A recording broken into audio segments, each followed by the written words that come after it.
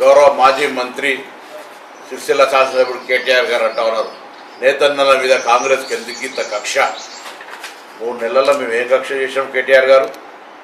మీరు కదా గతంలో బతుకమ్మ చీరలు పెండింగ్ పైసలు ఇవ్వకపోతే వాళ్ళు ఇబ్బంది పడుతున్నది, మీరు చేసినటువంటి పాపమే కదా. మేము ఇవాళ వాళ్ళకి 24 గంటలు 7 వారం రోజులు ఉపాధి ఉండే విధంగా టెస్కోను పటిష్టవంతం చేస్తూ రాష్ట్రంలో అవసరం ఉన్నటువంటి ప్రతి బట్ట నేతన్నల దగ్గర కొనుగోలు చేయాలని నిర్ణయం మేము తీసుకున్నాం కదా.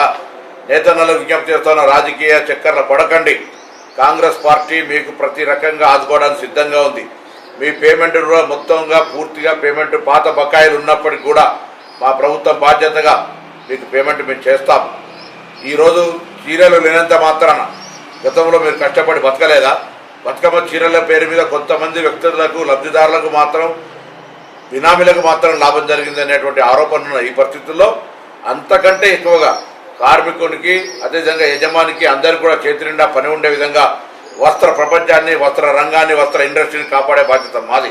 అందుకే అనవసరమైన రాజకీయ చక్కెర పడకండి. కేటీఆర్ గారు మీరు కూడా మీ మీద 3 నెలలను మొత్తం వస్త్ర ప్రపంచాన్ని, మొత్తం వస్త్ర పరిశ్రమను ముంచేసినట్టుగా మాట్లాడితే మీకు తగదు.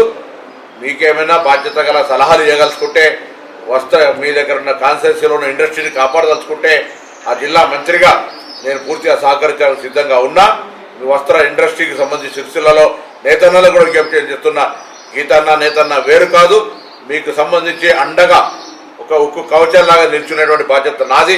మీ కష్టం నా కష్టంగా భావిస్తూ మీకు సపోర్ట్గా ఉంటా. దయచేసి రాజకీయ చక్కెర పడద్దని సందర్భంగా నేను కోరుతాను.